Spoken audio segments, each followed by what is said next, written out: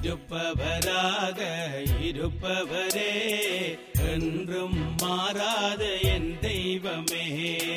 இருப்பவராக இருப்பவரே, என்றும் மாறாத என் தெய்வமே. நன்றி ஐயா, உமக்கு நன்றி ஐயா, நாள்தோறும் நாள்தோறும் நன்றி ஐயா. ஐயா நன்றி ஐயா, உமக்கு நன்றி ஐயா, நாள்தோறும் நாள்தோறும் நன்றி ஐயா. பாருமையா போதகரே, வந்தமிடம் தாங்கிரும். நான் இருப்பேன் நடுவில் என்றார், நாயனும் நாமம் நமஸ்கரிக்க. நான் இருப்பேன் நடுவில் என்றார், நாயனும் நாமம் நமஸ்கரிக்க. தாமதமே தாயை புரிய, தாமதமே தாயை புரிய. தற்பரனே நலம் தருவீர், தற்பரனே நலம் தருவீர். பரிசுத்தரே உம்மை ஆராதிப்பேன் என்றும் என்றுமாய். யெகோவா நீசி நீரே, ஜெயம் தருபவரே. யெகோவா ரோஹி நீரே, எந்த மேய்ப்பர் நீரே. இயேசுவே ஆராதனை உமக்கே, ஆராதனை என்றுமே. இயேசுவே ஆராதனை உமக்கே. வல்லமை ஒன்று ஒன்று அற்புத வல்லமை இயேசுவே ரத்தத்தில். வல்லமை ஒன்று ஒன்று அற்புத வல்லமை இயேசுவே ரத்தத்தில். There is power, power, wonder working power in the blood of the Lamb. There is power, power, wonder working power in the precious blood of the Lamb. Ingmamundu samadhanamundu, vechiyundu tuthi paadalundu. Rajadi Raja Yesu endendu aandiduvar. Oh Rajadi Raja Yesu endendu aandiduvar. இயேசுவின் குடும்பம் ஒன்று கொண்டு அன்பு நிறைந்திடமிடம் உண்டு. இயேசுவின் குடும்பம் ஒன்று கொண்டு அன்பு நிறைந்திடமிடம் உண்டு. உயர்வும் இல்லை அங்கு தாழ்வும் இல்லை, ஏழை இல்லை பணக்காரன் இல்லை. உயர்வும் இல்லை அங்கு தாழ்வும் இல்லை, ஏழை இல்லை பணக்காரன் இல்லை. ராஜாதி ராஜா இயேசு என்னென்று ஆண்டிடுவார். ஓ ராஜாதி ராஜா இயேசு என்னென்று ஆண்டிடுவார். பாவமில்லை பாவமில்லை அங்கு சாபமில்லை, வியாதி இல்லை கடும் பசியுமில்லை. பாவமில்லை அங்கு சாபமில்லை,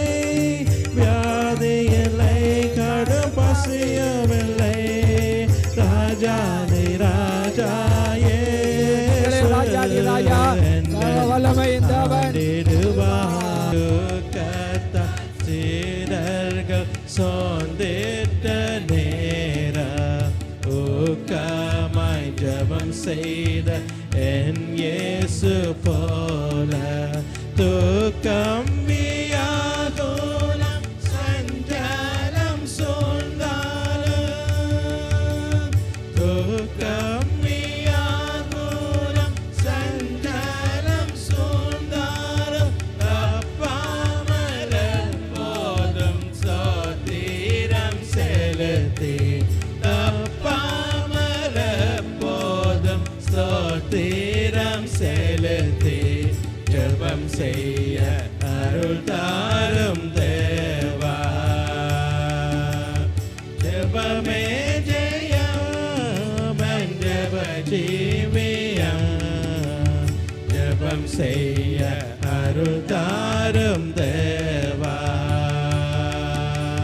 ஜெபம் செய்ய அருள் தாரும் தேவா. வாசிப்போம் சங்கீதம் 94வது அதிகாரம் 19வது வசனம். Let's read in Psalm chapter 94 verse 19. என்னுடைய உள்ளத்தில் விசாரங்கள் பெருகையில் When anxiety grows within me, அவருடைய ஆறுதல்கள் எங்கள் ஆத்துமாவை தேற்றும். the consolation of God brings joy to our soul. So வாழ்க்கையிலே In our lives, ஒரு கால பகுதியிலே தனித்து விடப்பட்ட உணர்வு பலருக்கு வருவதுண்டு. many times once in their life they will have a feeling that they're alone. எப்பவும் ஒரே மாதிரி வாழ்க்கையோ காரியங்களோ காலநிலையோ ஒன்றுமே இருப்பதில்லை. Life doesn't always stay the same and remains like that. So அடுத்த என்ன செய்வதென்று அறியாமல் உள்ள நேரம் வரும். There's times where it comes where we don't know what to do next. தடுமாறி கீழே விழுகிற நேரம் வரும். Times where we stumble and fall.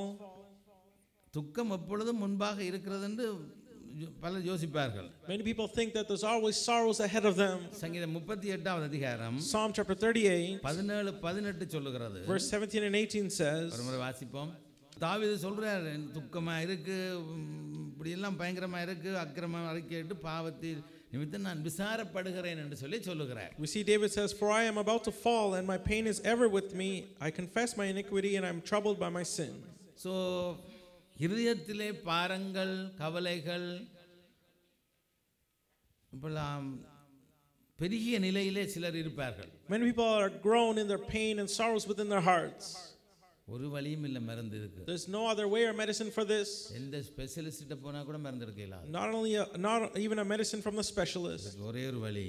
One way கர்த்தரை நோக்கி திரும்ப வேண்டும். is to look and turn towards God. என்றால் மன்னிப்பும் விடுதலையும் அவரிடமிருந்து தான் வருகிறது. Because forgiveness and deliverance comes from him alone. அவருடைய வார்த்தை தான் எங்களுடைய சங்கீதம் 119 அதிகாரம் 49 50 வசனம் சொல்கிறது, எங்களை சிறுமையிலே எங்களுக்கு ஆறுதல்.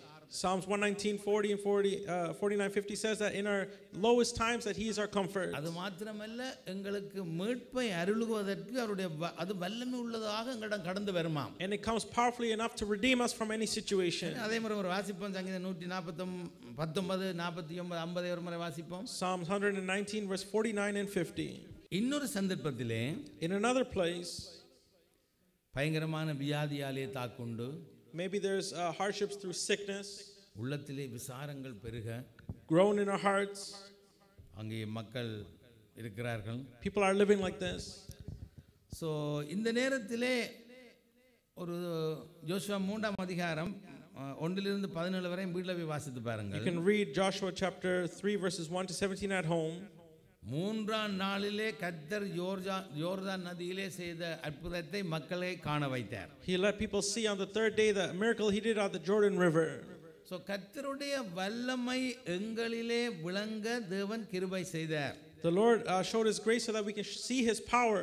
இந்த காலவேளையிலே This morning, சிலருக்கு போராட்டமே மரண போராட்டமா தான் இருக்கும். some people's struggles are like until death. எப்ப பார்த்தாலும் போராட்டமா தான் இருக்கும். Struggles all the time.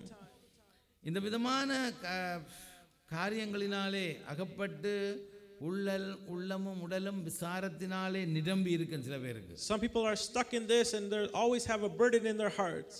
So அவருக்கு ஒரே வழி தேவனிடம் திரும்ப வேண்டும். One way is for them is to turn towards God. என்னையும் உங்களையும் ஆற்றவும் தேற்றவும் அவர் வல்லமையுள்ளவராக இருக்கிறார். The Lord is able to comfort and sustain you and I. இப்படியே பலவிதமான காரணங்களினாலே விசாரங்களும் அங்கலாய்ப்புகளும் துக்கங்களும் பலருடைய உள்ளத்திலே பெருகி காணப்படும். Therefore, for many different reasons, there's this anxiety and worries that grow within many. ஆனால் வேதம் சொல்கிறது, But the Bible says, அதுக்கு சரியான மறுமொழி. the answer for that, 2 கொரிந்தியர் 1 அதிகாரம் 3-4 வசனத்திலே தெளிவாக சொல்லப்பட்டிருக்கிறது என்ன மறுமொழி என்று சொல்லி. in 2 Corinthians chapter 1 verses 3 and 4 tells us the clear answer. சகல உபத்திரவங்களிலேயும் அவரே எங்களுக்கு ஆறுதல் செய்கிறவர். That he is our comfort in all situations, in all our troubles. ஆண்டவருக்கு ஒரு பேர் இருக்கு, என்ன தெரியுமோ? What's the name of God? சகலவிதமான ஆறுதல்களின் தேவன். The one who comforts us in all our troubles. ஆறுதல்களின் தேவன் அல்ல, Not just a comforter. சகலவிதமான, In everything. ஏதோ எல்லா விதமான காரியம் இருந்தாலும் அப்படிப்பட்டவருக்கு ஆறுதலின் தேவன். No matter what it can be, he's a comfort for all of them. So அவர் சங்கீதம் 31:7 பார்த்தீங்கன்னா அவர் நம்முடைய உபத்திரவத்தை பார்த்து நம்முடைய ஆத்ம வியாகுலங்களை அறிந்திருக்கிறவர் என்று வேதம் சொல்லுகிறது. Psalm 31:7 says how he knows our troubles and burdens in our hearts. பல வருத்தங்களுக்கு நீங்க போய் பார்த்தா எம்ஆர்ஐ செய்து டயக்னோஸ் பண்ணி இந்த எவ்வளவு காரியங்களை செய்தாலும் கண்டுபிடிக்கலாம். For many sicknesses, no matter how much they search, they cannot find what it is. ஆனா ஆண்டவர் பாருங்கள், But the Lord himself, எங்களுடைய சகல எங்களுடைய உபத்திரவத்தை பார்க்கிறார். he sees our troubles ஆத்ம வியாகுலங்களை அறிந்திருக்கிறார். and he knows the troubles in our soul. அவர் நம்முடைய ஆத்மாவை தேற்றுகிறவர் என்று சங்கீதம் 23:3 வாசிக்கிறோம். Psalm 23:3 says how he comforts our soul. இந்த வார்த்தைகள் சும்மா வெறுமையாய் போக அவைகள் பொய் அல்ல. These words are not false just to go empty. இந்த வார்த்தைகள் எந்த காரணத்தினால் ஆகிலும் எங்களுடைய உள்ளத்திலே துக்கங்கள் பெருகையில், As our anxieties grow within our hearts, ஒரே வழி தேவனிடம் திரும்புறதா. one way is to turn to God. ஒன்றுமே செய்யலாம். There's no other way. So எங்களுடைய ஆத்ம நேசனுடைய ஆறுதல்கள் எங்களை கடந்து வருவதை நீங்கள் எங்களுடைய சொந்த வாழ்க்கையிலே அனுபவிக்கலாம். We can experience his comfort in our lives.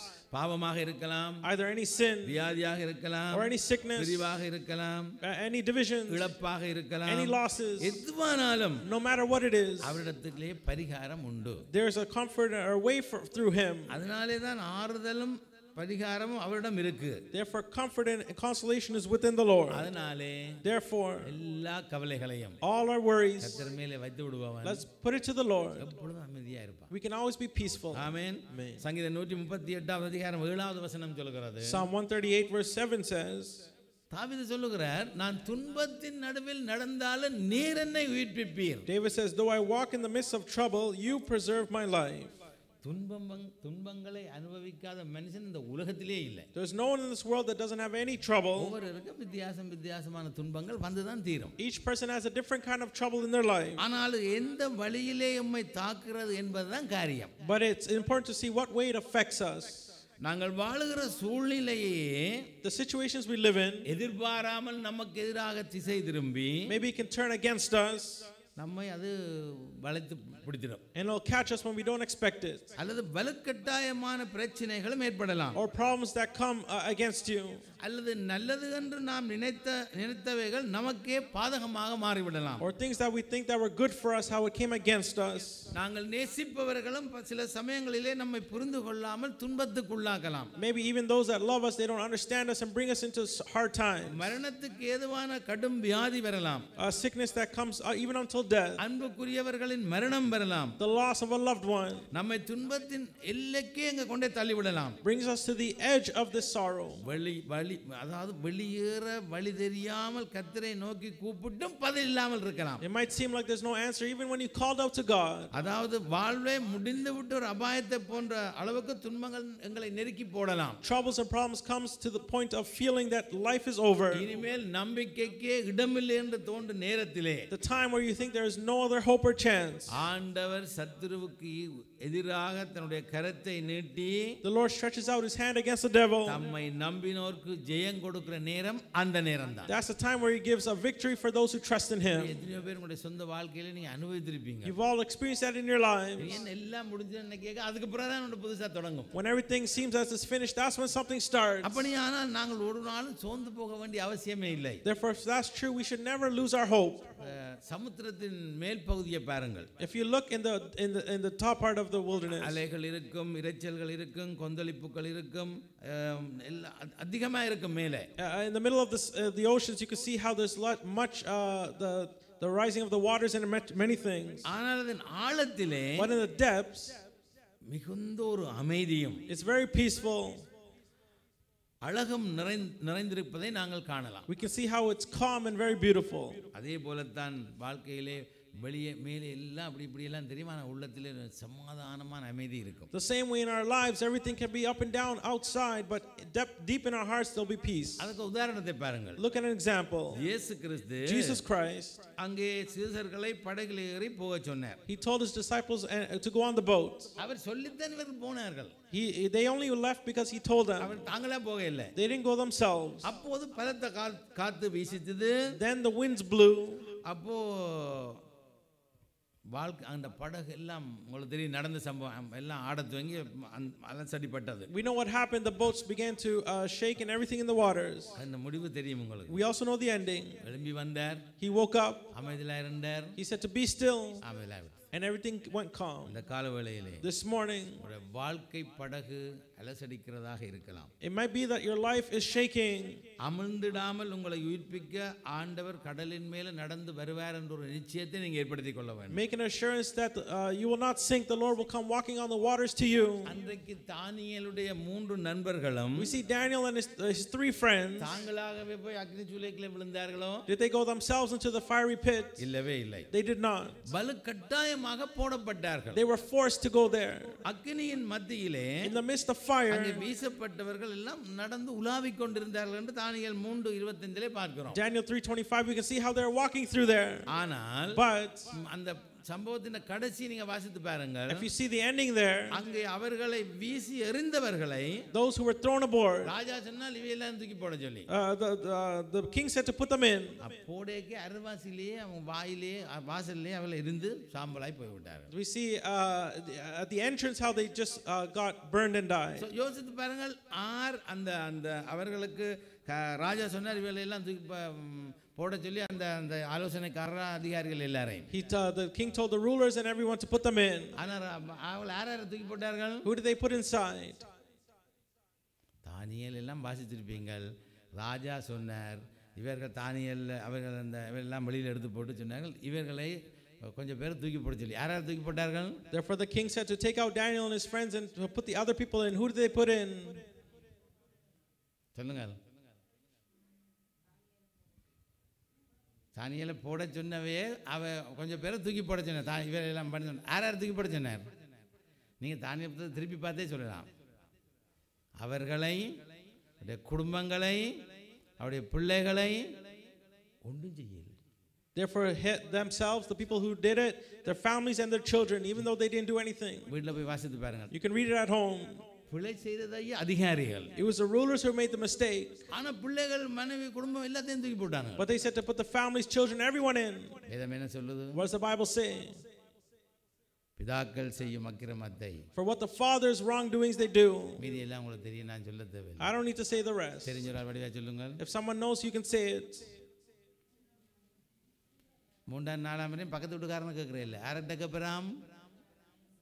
பிதாக்கள் செய்யும் அக்கிரமத்தை பிள்ளைகளிடத்தில் 3ஆம் 4ஆம் தலைமுறை வரையும் விசாரிக்கிற தேவன். The Lord who sees in the 3rd and 4th generations. பாருங்கள், இந்த அதிகாரிகள் தான் பிழை செய்து ராஜாவுக்கு தவறான உபதேசம் கொடுத்து ராஜாவை கொண்டு இந்த தானியேல் எல்லாரும் தூக்கி போட்டது இந்த அதிகாரிகளுடைய ஆலோசனையின் பேரில். It was because of the rulers' counsel that they put Daniel and his friends in the pit. பாருங்கள், தூக்கி போட்டது யாருன்னு பாருங்கள். அங்கே சிங்கத்தின் கபிலே அந்த அந்த எரியும் அக்கினி சொல்லி தூக்கி யாரை போட்டேன்னு அங்கே எழுதி இருக்கு. யாரு? It's written there. மனைவிகள், பிள்ளைகள் எல்லாரையும் தூக்கி போட்டாங்க. You can see after who else they put in there. So எதிர்பாராமலோ வலுக்கட்டாயமாகவோ துன்பத்தின் நடுவிலே சிக்கினாங்கள் தவித்தோமானால், if we struggle in the times where we don't know, தைரியமாக இருங்கள், be bold, விசுவாச கண்ணை திறந்து, open your eyes of faith, என்னையும் உங்களையும் உயிர்ப்பிக்கும் உயிருள்ளவர் உங்களோட இருப்பதை நீங்கள் காணலாம். You can see the living God who is alive in your midst. வெளியரங்கமாய் தேவன் செய்வார். The Lord can show it outwardly. ஒரே ஒரு வேளை ஜெபம் பண்ணிட்டு பேசாம இருங்க. There's only one thing, just to pray and be still. நேற்றைக்கு நேற்றைய செய்தியில் ஒரு கடைசி வசனம் ஒரு கதையில் ஒரு கடைசி வசனம். Yesterday there was a story in the last verse we saw. பொறுமையாய் இருக்கிறவனை பாக்கியவான்கள் என்கிறோமே. That those who are patient are blessed. யோபின் பொறுமையை அறிந்திருக்கிறீர்களே. You know the patience of Job. கர்த்தரின் செயலின் முடிவையும். And you know the actions of God. Amen. கண்டிருக்கிறீர்களே. You've seen it. இயேசு கிறிஸ்து இல்லாத மகிழ்ச்சி, the joy without Jesus Christ, ஆரவார நிறைந்த சொகுசு வாழ்விலும் பார்க்க, other than the life that is joyful, இயேசு கிறிஸ்துவோடு கூட நடக்கிற கல்வாரி பாதை மிகவும் மேன்மையானது. we see it's greater to walk a life facing Calvary with Jesus. ஏனென்றால் முந்தினதின் முடிவோ பரிதாபம். Because we see the earlier one, the ending is a loss. ஆனா பிந்தினது, but the later, நம்மை நித்திய மகிமையிலே கொண்டு போய் சேர்ப்பது மாத்திரமல்ல, not only does it bring us to eternal glory, உயிரோடு அது எழுப்பி விடுகிறதாக இருக்கிறது. but it also raises us up alive. Amen. Mark 14வது அதிகாரம் 65 வசனத்தை வாசிப்போம். Let's read in Mark chapter 14 verse 65. அங்கே உள்ளவர்கள் எல்லாம் பார்த்து கணக்கு எல்லாம் செய்தார்கள், துப்பினார்கள், இப்படி எல்லாம் செய்ய. When many people there around him spat on him and struck him and hit him in many things. பாருங்க, அந்த அவர்களுடைய வேலைக்காரர் கூட இயேசு கிறிஸ்துவில கன்னத்துல அடிச்சிட்டாங்க. Even the guards took him and beat him. பாருங்கள், தம்முடைய சீசனாலேயே காட்டி கொடுக்கப்பட்டு, he was shown with his own disciples, சொந்த ஜனங்களாலேயே இவன் மரணத்துக்கு பாத்திரனாக இருக்கிறான் என்று குற்றஞ்சாட்டப்பட்டு, saying that he is worthy of death by his own people, கைவிடப்பட்ட வேளையிலே, at the time he was let go, இயேசு கிறிஸ்துவானவர், Jesus Christ, ஒரு மனுஷனாய் எவ்வளவு வேதனை அடைந்திருப்பார். we see how much hardship he would have had. இந்த பகுதியை வேதாகமத்திலே अनेक தினம் வாசித்திருக்கிறோம். Many times you read this in the Bible. ஆனால் மார்க்கு சுவிசேஷத்திலே வாசிக்கும் பொழுது, but when we see in the Gospel of Mark, அங்கே வாசித்து பாருங்கள், ஒரு வேதனை ஒன்று உண்டாகும். you can read there's a pain that can come. சிலர் துப்பினார்கள், some spat, சிலர் முகத்தை மூடினார்கள், they blindfolded his face, சிலர் குட்டினார்கள், struck him, ஆனா வேலைக்காரரோ but the guards, கன்னத்திலே அறைந்தார்கள். they beat him. பாருங்கள் எவ்வளவு கேவலம். we see how wrong this is. ஒருவர் ஒரு சாட்சி சொன்னார். A person gave a testimony தன்னுடைய உடன் பிறந்த சகோதரர், that their own brother, என்னை தவறாக புரிந்து கொண்டு, not understanding me, என்னோடு பேசுவதையே குறைத்து விட்டார். and he just wants to yell at me, எப்படி சந்தோஷப்படுத்தலாம் என்று சொல்லி, thinking how can he make him happy, என் மேலுள்ள சந்தேகங்களை எப்படி போக்குவேன், how can I get rid of the doubts, மறுபடியும் இந்த குடும்ப சூழ்நிலை சமாதானமடைய என்னால் என்ன செய்ய முடியும் என்று வேதனைப்பட்டார். and he was sorrow, thinking how he can make it happy again. அப்போது வேதாகமத்திலே, then in the Bible, ஒரு பகுதி அவரை உயிர்ப்பித்தது. a portion raised him. அந்த நாட்களிலே, in those days, வேலைக்காரர்கள் அடிமைகள் போல நடத்தப்பட்டார்கள். the workers, we see how they were treated as slaves. சின்ன பிள்ளைகளுக்கு தம்முடைய எஜமானர்களினாலே அதிக தண்டனைக்கு உள்ளாக்கப்பட்டார்கள். even with a little problem that they were punished. இப்படிப்பட்டவர்களும் கூட, even these people, இயேசு கிறிஸ்துவை கன்னத்திலே அறைய அனுமதிக்கப்பட்டார்கள் என்றால், if these kind of people were able to do this for Jesus, இயேசு கிறிஸ்து முகம் கொடுத்த அந்த பாடுகள் எப்படிப்பட்டது என்பதை சிந்தித்து பாருங்கள். let us think of the sufferings that Jesus endured. அதோடு அந்த வேலைக்காரர்கள் துணிந்து இயேசு கிறிஸ்துவை கன்னத்திலே அறைந்தார்கள். we see how they even struck him in the face. எவ்வளவு அவமானம், how much of a hardship. இந்த காலவேளையிலே, this morning, வேலைக்காரரிடமே அவமானப்படுவதற்கு இயேசு கிறிஸ்து அனுமதிக்கப்பட்டால், if Jesus Christ gave room for even the workers to hit him, நானும் நீங்களும் மும்மாத்திரம், therefore who are you and I? அதனால அப்படியெல்லாம் அவமானங்கள் இதெல்லாம் வரும். therefore the hardships and people against you will come. சரி, ஆண்டவர் ஏன் இந்த கேடு அடைந்தார்? why did he endure it? வேலைக்காரனும் அவமதிக்கப்படும் அளவுக்கு இயேசு கிறிஸ்து என்னை நேசித்தார் என்பதினாலே, உங்களை நேசித்தார் என்பதினாலே, but because he loved me, he loved you. இதை இன்றைக்கு தியானமாய் சிந்தித்தோமானால், if we think of that today, இந்த காரியத்தை நாங்கள் வாசித்தோமானால், if we read that today, நம்முடைய கலங்குகிற ஆத்துமாக்கள் நிச்சயமாக ஆறுதல் அடையும். our soul that is wandering will surely have comfort. ஆண்டவருக்கே இப்படி செய்தார்களே, they did even this to Jesus, நான் மாத்திரம், therefore who am I? இப்படி ஆறுதல் அடைந்து கொள்ளலாம். we will be comforted in that way. நாங்கள் எங்களை மற்றவர்கள் புரிந்து கொள்ளாமல் தள்ளி வைக்கும் பொழுது, when others don't understand us and push us away, புறக்கணிக்கும் பொழுது, when they push us aside, நம்முடைய நீதியை நிரூபித்து to show our righteousness, எங்களிலே சுமத்தப்படுகிற குற்றச்சாட்டுகளுக்கு மாறுத்தரம் கொடுப்பதற்கு நாங்கள் ஆத்திரப்படலாம். we might get angry about the talk that they have against us. வேண்டவே வேண்டாம். But don't get angry. அந்த அக்கிரமத்தை அடக்கி To take that down. அவமானமடைந்த இயேசு கிறிஸ்துவின் பாதம் நாங்கள் அமர்ந்திருப்போமானால், And if we wait at the Jesus who had all these hardships, நம்முடைய வேலை எல்லாத்தையும் இந்த நல்லபடியாக தான் அந்த டைம்ல முடித்து தருவார். அமர்ந்திருக்க வேணும் ஜெபத்தோடு. we must stand still with prayer and the Lord will finish everything well. ஏனென்றால் Why? நமக்காக அறையப்பட்டவர், அதாவது இன்னும் எங்களுக்கு வேலைக்காரர்கள் எங்களோட கன்னத்தில் இன்னும் அடிக்கல தானே. We see even our workers, they still haven't beat us in our face. யாராவது சின்ன பிள்ளையோ வேலைக்காரன் வந்து உங்களுக்கு கன்னத்தில் அடிக்கல தானே. Has anyone smacked you in the face yet? அதனாலே அந்த அந்த அந்த எங்களுக்காக ஒன்று நினைத்துக்கொள்ளணும், எங்களுக்காக அறையப்பட்டவருடைய கரத்திலே, therefore in the hands of God who was put on the cross for us, நம்முடைய சகல சூழ்நிலைகளையும் all our situations கொண்டே ஒப்புவித்து விட வேணும். we must give it to him. அதுதான் ஒரே வழி. That's the way. சிலருக்கு அதை ஒப்புவிக்க தெரியாதால தான், because many don't know how to do that. வேதனைகள், கவலைகள், anxieties, இந்த கண்ண வருத்தங்கள் எல்லாம் வந்துடுறது. Many other sicknesses come. அதனாலே அவர் பார்த்துக் கொள்வார். He will take care of it. அதாவது இயேசு கிறிஸ்துவை அறைந்த வேலைக்காரருக்கும் இயேசு கிறிஸ்துவாலேயே தான் ரட்சிப்பு அருளப்பட்டது. We see Jesus Christ was given the salvation through them, even though they put him on the cross. அதனால இந்த கால வேளையிலே, therefore this morning, ஏற்ற வேளையிலே, in the right time, ஆண்டவர் என்னையும் உங்களையும் அவமானப்படுகிறவர்களை உயர்த்துவார். the Lord will raise us who are being hurt. சந்தேகமான தப்பெண்ணங்கள் நீங்கி போகிற நாட்கள் அதிக தூரத்திலே இல்லை.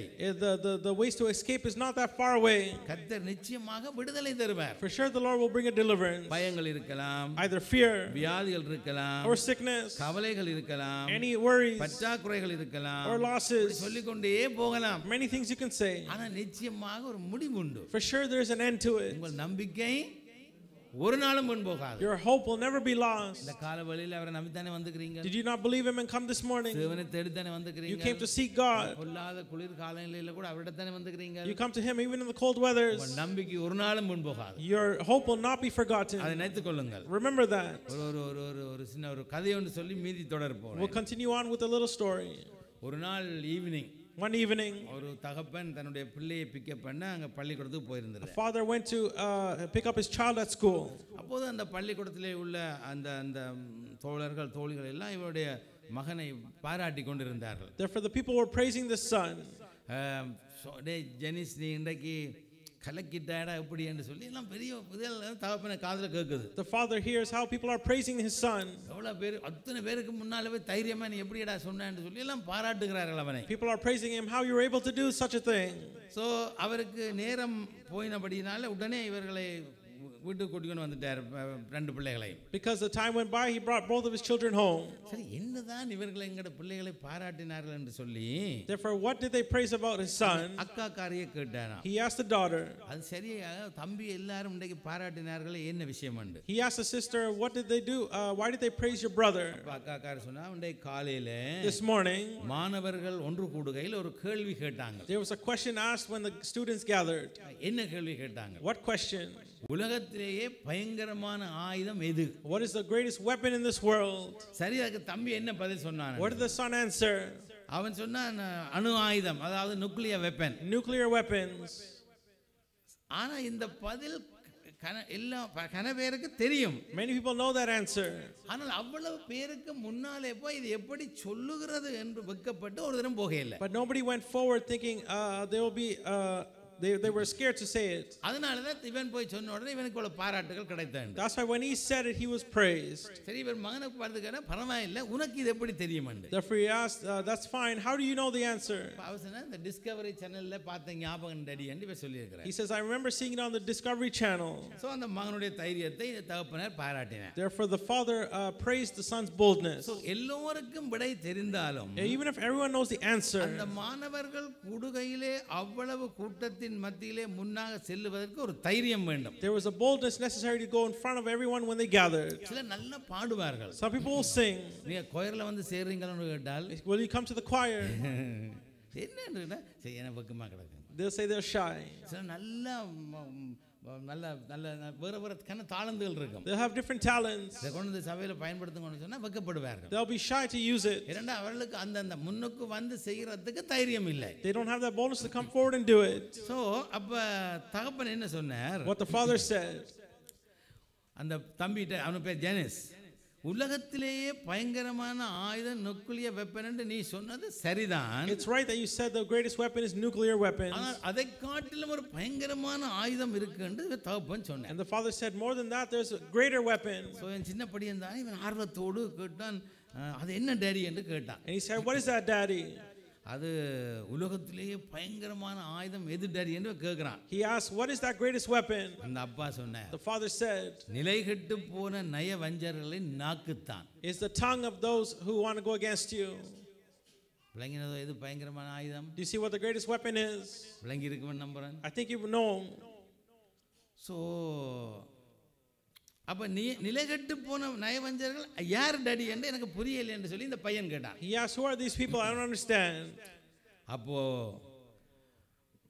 அங்கே ஆங்கில பள்ளிகளே படிக்கிற அந்த பிள்ளைகள் மட்டுமல்ல, Not only those studying in the English schools, இன்றைக்கு உள்ள கிறிஸ்தவ தமிழர்களின் நிலையம் அதுதான். even the Tamil Christians are like this. பின்பு அதை இவர் ஆங்கிலத்திலே சொன்னார். Therefore he said it in English. அதாவது tongue of the wicked people. So இப்படி சொன்ன பிறகு அவனுக்கு விளங்கிட்டது. முதல்ல அவனுக்கு விளங்க இல்லை. First he didn't understand, but after he said the tongue of the wicked people, he understood.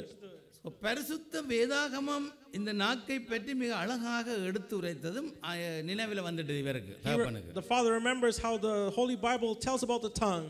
அந்த நான் நங்குறேன் 1 பேதுரு யாக்கோபு 3ஆம் அதிகாரம் 5லிருந்து 10 வரையும் வீட்டிலே போய் வாசியுங்கள். James chapter 3 verses 1 to 5 you can see at home. அதுல என்ன எழுதி இருக்குன்றதை நான் சுருக்கமாக சொல்லுகிறேன். Shortly I'll tell you.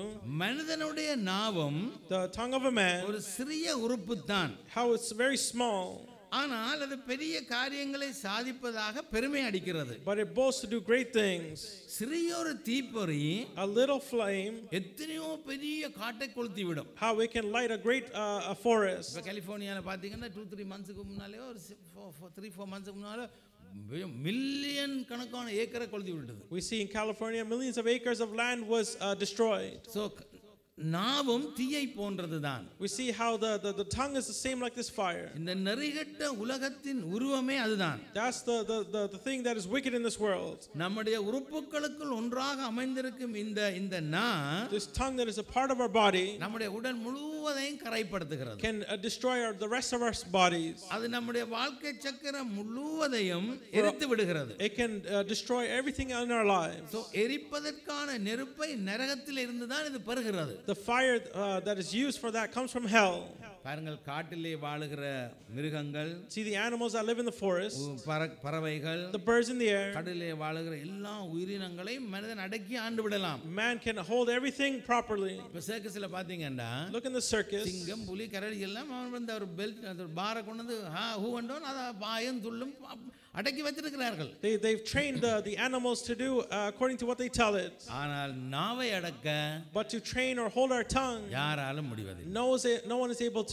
கட்டுப்படுத்த முடியாத அளவுக்கு அது கொடியது. We see how it's greater in evil that you cannot even hold it. சாவை விளைவிக்கிற ஒரு நஞ்சு நிறைந்தது. It's full of a poison that can bring death. அங்க தகப்பனாகிய ஆண்டவரை போற்றுவதும் அந்த நாவுதான். It's the same tongue that praises God. கடவுளின் சாயலாக உண்டாக்கப்பட்ட மனிதனை தூற்றுவதும் அந்த நாவுதான். It's the same tongue that goes against man that God created. அது போற்றுதலும் தூற்றுதலும் ஒரே வாயில் இருந்து தான் வருகிறது. Therefore praise and anger and yelling comes from the same mouth. சரி, இப்போ வாசிப்போம் யாக்கோபு 3ஆம் அதிகாரம் 5லிருந்து 10 வரை. Now let's read James chapter 3 verses 5 to 10. மத்தேயு 12ஆவது அதிகாரம் 36வது அதிகாரத்திலே வசனத்திலே ஆண்டவர் சொல்லுகிறார். Matthew chapter 12 verse 36 the Lord says, மனிதர் பேசும் ஒவ்வொரு வீண் வார்த்தைக்கும் for every careless word that the man speaks, நியாய தீர்ப்பு நாளிலே கணக்கு கொடுக்க வேண்டும் என்று உங்களுக்கு சொல்லுகிறேன் என்று ஆண்டவர் சொன்னார். that he tells them that they will have a given account for that on the day of judgment. So பாட்டு ஒன்று படிப்பார்கள். ஃபாதர் பர்க்ஸ்மன் அருமையான ஒரு பாட்டு இயற்றி வச்சிருக்கிறார். என்ன ஒரு பாட்டு உண்டு. There's a song that he sings. எல்லாரும் படிப்போம் நாங்கள் அனைமா. என்ன பாட்டு? என் வாயின் வார்த்தை எல்லாம் பிறர் காயம் மாற்ற வேண்டும், ஆராதனை ஆராதனை ஆராதனை ஆராதனை அன்பர் இயேசு ராஜனுக்கே. இப்படி ஒரு பாட்டு நாங்கள் படிப்போம். Therefore we sing a song like this. பிறர் காயம் மாற்ற வேண்டும் எங்களுடைய எங்களுடைய நாக்கு. Our words or our tongue needs to bring comfort to another. அங்கே திருக்குறளில் திருவள்ளுவர் சொல்லியிருக்கிறார். We see the sayings that he said. யாகாவாராயினும் நாகாக்க காவாக்கால் சோகாப்பர் சொல்லலுக்கு பட்டென்று Thiruvalluvar திருக்குறளில் சொல்லியிருக்கிறார். Therefore he's written this saying. சிலருக்கு வேதம் தெரியாட்டி இந்த யாக்கோபு 5-10 வாசின்றா இது என்னன்னு சொல்லி யோசிப்பார்கள். அப்போ வேதம் தெரியாதவர்களுக்கும் திருவள்ளுவர் ஈஸியாக சொல்லி கொடுத்துருக்கிறார். இந்த வேதத்திலிருந்து தான் அவர் எடுத்தது, அவர் சொல்லி கொடுத்துருக்கார். நாகாவாராயினும் நாகாக்க காவாக்கால் சோகாப்பார் சொல்லலுக்கு பட்டு. இதுக்கு இனி தமிழ் விளக்கம் பண்ணா வெளியில் முடிஞ்சோன்னு வாங்க, இல்லை ஃபோன் பண்ணுங்க, நான் உங்களுடைய விவரமாக இதை சொல்லுவேன். இது இப்போ வாசித்த யாக்கோபு 3:5 அவர் சுருக்கி இருக்கிறார். He's just making it short, saying the same things that said in the Bible for those who do not know the Bible. So இயேசு கிறிஸ்துவை பின்பற்றுகிற நானும் நீங்களும் நானும், for you and I who follow Jesus Christ, நம்முடைய வார்த்தைகளிலே மிக மிக கவனமாக இருப்போம். we have to be very careful in our words. யாரையும் குறை கூறாதிருப்போம். not to blame others. அதே நேரம் the same time வேதம் சொல்லுகிறது, the Bible says, உள்ளதை உள்ளதென்று, whatever is there, இல்லாததை இல்லன்னு சொல்ல பழகிக்கொள்ளுங்கள் என்று சொல்லி வேதம் சொல்லுது. and it teaches us to say what is not there. அப்படி சொல்லுகிறதால ஏதாவது வந்தால் அதை நான் பார்த்துக்கொள்றேன் என்று ஆண்டவர் சொல்லுகிறார். He also says if anything comes from that, he will take care of it. அதனாலே therefore இந்த உலகின் பயங்கர ஆயுதத்தை, from this weapon of the world, இப்ப தெரியும் உலகின் பயங்கர ஆயுதம் என்னன்னு தெரியும், not nuclear weapon. உலகின் பயங்கர இந்த உலகின் பயங்கர ஆயுதத்தை, for the greatest weapon in this world, அமைதிக்கு பயன்படுத்துவோம். let us use it for peace, மற்றவருடைய ஆசீர்வாதத்துக்கு பயன்படுத்துவோம், for blessing of another. அது ஒரு பெரிய ஆசீர்வாதத்தை எங்களுக்கு நிச்சயமாக எங்களுக்கும் எங்கள் குடும்பத்துக்கும் கொண்டு வரும். it can bring a great blessing for us and our family. கடைசியா ஒரு வசனத்தை பார்த்து முடிப்போம். lastly we'll look at a verse and finish. Mark 15வது அதிகாரம் 31வது வசனத்தை வாசிப்போம். Mark chapter 15 verse 31. அப்போ இதில் இருந்து ஒரு முக்கியமான விளங்குது, இந்த நாக்கு உள்ளவர்கள் பரியாசம் பண்ணும் கூட்டத்தார் அன்றைக்கும் இன்றைக்கும் இருக்கத்தான் செய்கிறார்கள். therefore the mockers have been there in those days and also even today still. ரட்சிப்பை கொடுத்த இரட்சகரையே பரியாசம் பண்ணுகிறார்கள். they mock the Savior who came to save them. இன்றைக்கு அந்த ரட்சிப்பின் வழியிலே in the same way a path of salvation, ஜீவிக்க எத்தனிக்கப்படுகிற தேவ பிள்ளைகளையும் பரியாசம் பண்ணத்தான் செய்கிறார்கள். they still mock the people of God who try to follow him, மனம் போனபடி ஜீவித்து living the way that they want, அழிவுக்கு நேராக சொண்டு கொண்டிருந்த பொழுது, and when they want to go to ways of destruction, ஆத்தும கரிசனையற்ற இந்த பரிசேய கூட்டத்தார், இந்த பரியாசக்கார கூட்டத்தார், the Pharisees, the mockers, நாங்கள் வாழ்க்கையிலே அங்கே மாறுதல் அடைந்து they've changed in their lives. கர்த்தருக்குள் ஜீவிக்க ஆரம்பிக்கும் பொழுது, when we start to live for the Lord, விழித்துக் கொண்டுவார்கள். they will be awake. இவன் என்னத்துக்கு மதம் மாறினான், why did they change? பொல்லாத ஒரு காரியம் கதைக்க துவங்கிடுவார்கள். they start to talk against you. அதிக கரிசனை உள்ளவர்கள் போல அதிக புத்திமதிகள் சொல்லுவார்கள். like they care so much, they give many counsels. அதனாலே இந்த புத்திமதிகள் கேட்கவில்லை என்றால், and if you don't listen to that, பைத்தியம் அல்லது லூசன் விசரன் என்று பட்டம் சொல்லிடுவார்கள். they'll give you a name that something's wrong with you. ஒரு சின்ன தவறு செய்தாலும் பரியாசம் பண்ணுவார்கள். even when a small mistake is done, they make fun of you. இவர் பைபிள் கொண்டு ஜெபிக்க போறார் சர்ச்சுக்கு என்று ஒரு நக்கலா கதைப்பார்கள். they talk mockingly that you're taking your Bible going to church. இப்படியான இடரல்கள் வரும்போது ஒரு சோறு வரத்தான் செய்யும். for sure when these things come, we can lose our hope. மேற்கொண்டு ஒவ்வொரு காரியங்களும் செய்ய விருப்பம் இல்லாம இருக்கும். it feels like there's things you don't want to continue to do. ஜெபங்களில் பங்கெடுக்க தயக்கமாக இருக்கும். you hold back to take part in prayer. உள்ளம் உடைந்திருக்கும். your heart is broken. இப்படியான மனமடிவுக்குள்ளாகி இருக்கிற தேவ பிள்ளைகள் நீங்க யாராக இருந்தாலும், therefore if any child of God who is in this kind of circumstance, நீங்கள் திடன் கொண்டு எழுந்து நில்லுங்கள். therefore be strong and stand. சிறையிருப்பிலிருந்து திரும்பின நெகேமியா, for Nehemiah was taken away from this jail, தேவனுடைய ஆலயத்தை கட்டும்படி ஜனங்களை திடப்படுத்தினார். he strengthened the people to build the church of God. இது அவருடைய சொந்த வேலை இல்ல, not his own work. இது எருசலேம் தேவாலயம், தேவனுடைய வீடு. it was the house of God, the temple in Jerusalem. ஆனால் அவர் கட்ட வழிக்கிறேக்கு வந்த முதல் பிரச்சனை என்ன சொல்லுங்கள்? what was the first problem that came when he went to build it? பரியாசமான வார்த்தை, mocking words. சன்பல்லாத்து, தோபியா, கேசோம் இவர்களுடைய பரியாச வார்த்தைகளும் நிந்தனைகளும் நெகேமியாவுக்கு வந்தது. The words of Sanballat, Tobiah, and others, the words came to them how they mocked him. அதற்காக நெகேமியா தோற்று போய் பின்வாங்கினாரோ? But did Nehemiah stop and move back? அங்கே சிலுவையிலே தொங்கின இயேசு கிறிஸ்துவை பார்த்து சொன்னார்கள். They looked even at Jesus Christ on the cross. இப்படிப்பட்ட நெகேமியா 52 நாள்ல கட்டி முடிச்சார். In 52 days Nehemiah finished building the temple. அதேபோல the same way சிலுவையிலே தொங்கின இயேசு கிறிஸ்துவை பார்த்து looking at Jesus Christ on the cross. இந்த மார்க் 15:31லே வாசிக்கப்பட்ட வேத வார்த்தையின்படி Mark 15:31 as we saw. அங்கே சொல்லுகிறார்கள். What they say? தன்னை இவர் மற்றவர்களை ரட்சிக்க போகிறானாம். He's going to save others. தன்னை தானே அங்கே ரட்சிக்க முடியாமல் தொங்குகிறானே என்று பரியாசம் பண்ணினார்கள். They mocked him saying he cannot even save himself. ஆனால் பிதாவின் சித்தத்துக்கு தன்னை அர்ப்பணித்த ஆண்டவர் But the Lord who gave himself to the will of the Father, மிகவும் அமைதியாக இருந்தார். he was very calm. உங்களுக்கு பிரச்சனைகள் வர்ற நேரத்திலே When problems come to you, நீங்கள் அமைதியாக இருந்து பாருங்கள். learn to be calm. நீங்க தான் வெற்றி சிறந்தார். You can have victory. அவர் தேவ சித்தத்தை நிறைவேற்றும்படி புறப்பட்ட பொழுது When he moved forward to do the will of God, அப்படியான பரியாசங்களை சந்திக்க வேண்டும். you have to endure these mockings. ஆனால் பரியாசத்துக்குள்ளான இயேசு கிறிஸ்துவின் முடிவு But the end of Jesus Christ சிலுவையே அல்ல. was not the cross. வெறுமையான சிலுவையும் Was an empty cross. காலியான கல்லறையும் An empty grave. இந்த பரியாசங்களை எல்லாம் தோற்கடித்து விட்டது. And it brought all the mocking down. Amen. Amen. அதனால தான் இன்னைக்கு திருவிருந்திலே நாங்க பங்கு கொள்ளுகிறோம். That's why we take part in the communion today. அல்லட்ட ஆலயம் இராது திருவிருந்தும் இருக்காது. There'll be no church, no communion. அங்கே இன்றைக்கு நமக்கு அதுவே ஜெயத்தை கொடுக்கிறது. That's what gives us victory today. அவருடைய இரத்தத்தினாலும் தழும்பினாலும் ஜெயம் எடுக்க முடியும் என்று அதன் மூலம் தான் நாங்க பாடுகிறோம். Through that we sing that we have victory in the blood of him.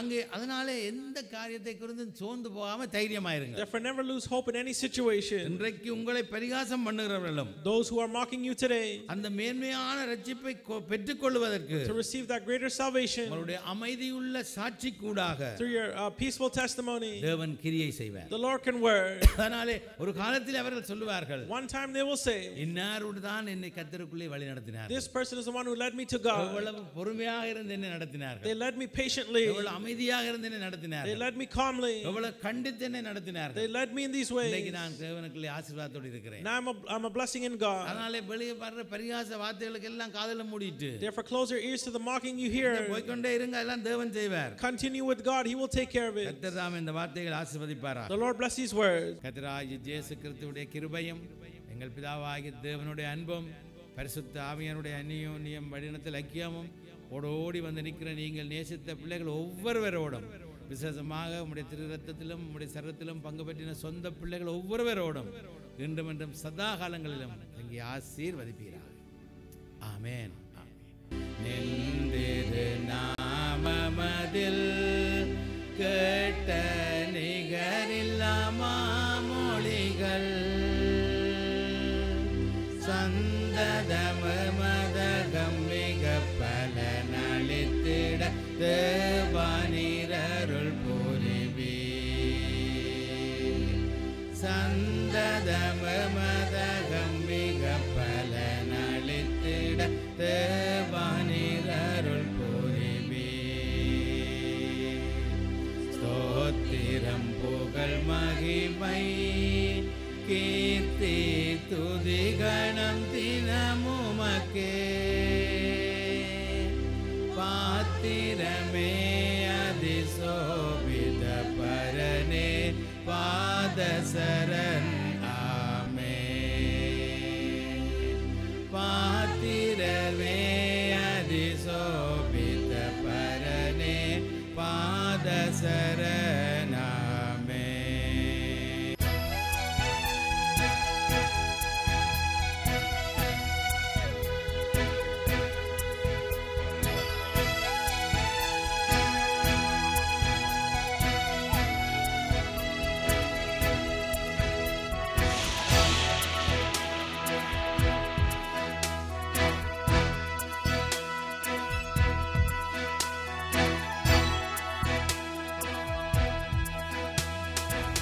இருப்பவராக இருப்பவரே என்றும் மாறாத